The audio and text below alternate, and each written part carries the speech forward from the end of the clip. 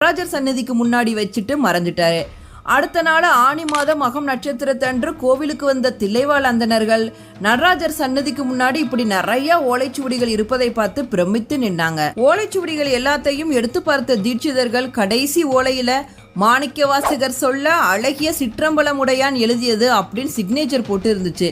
இதை பார்த்த அந்தணர்கள் திகைத்து போய் மாணிக்க வாசகர் தங்கியிருந்த இடத்துக்கு போய் நடந்ததையெல்லாம் சொல்லி அவரையும் அழைத்து வந்தாங்க. ஓலைச்சுவடிகளில் உள்ள ஒவ்வொரு திருவாசக பாடலையும் பார்த்தாரு மாணிக்க வாசகர்.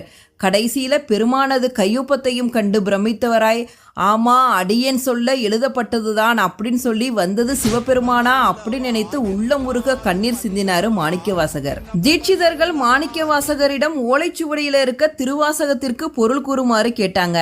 மாணிக்க வாசகர் சிரிச்சுக்கிட்டே நடன கோலத்துல இருந்த நடராஜ பெருமானை காட்டி, இப்பாடல்கள் அனைத்துக்கும் இவர்தான் பொருள் அப்படின்னு சொன்னாரு. அப்படி